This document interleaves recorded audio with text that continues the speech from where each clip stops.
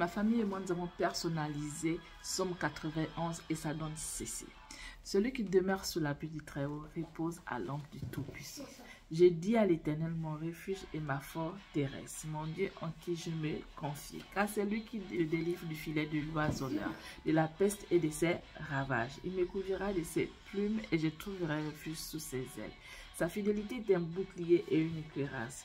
Je ne crains ni la terreur de la nuit, ni la flèche qui vole de jour, ni la peste qui marche dans les ténèbres, ni la contagion qui frappe en plein midi, que 1000 tombent à mes côtés, 10 000 à ma droite, je ne serai pas atteint.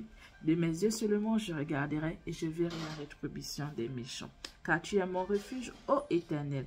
Je fais du Très-Haut ma retraite. Aucun malheur ne m'arrivera, aucun fléau n'approchera de ma tente. Car il ordonnera à ses anges de me garder dans toutes mes voies. Ils me porteront sur leurs mains de peur que mon pied ne heurte sur une pierre. Je marcherai sur le lion et sur l'aspect. Je foulerai le lionceau et le dragon. Puisqu'il m'aime, il me délivrera, il me protégera, puisqu'il connaît mon nom. Je l'invoquerai et il me répondra. Il sera avec moi dans la détresse. Il me délivrera et je le glorifierai. Il me rassasiera de l'ange et il me fera voir son salut. Qu'est-ce que c'est beau de pouvoir répéter ce chapitre qui est merveilleux, qui est protecteur, qui fait du bien, qui nous délivre, qui nous sauve, qui nous donne le sommeil, qui nous aide dans les difficultés.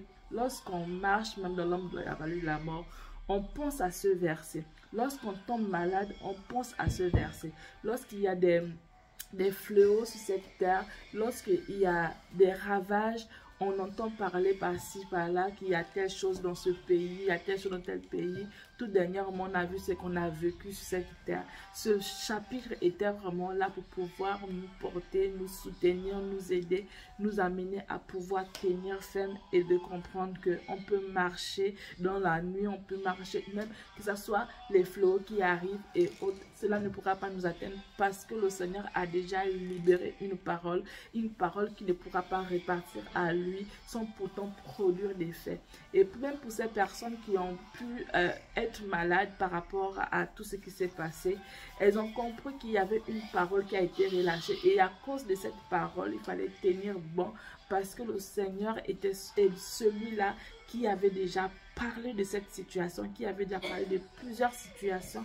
Mais si tu marches dans les pas du Seigneur, tu marches là où le Seigneur a marché, là où il a relâché, tu vis ce qu'il a relâché, et bien tu verras la gloire, tu verras ta vie changer, tu verras comment tu vas éblouir, tu seras quelqu'un d'extraordinaire. Alors pense et vis cette vie et tu verras le Seigneur agir en toi.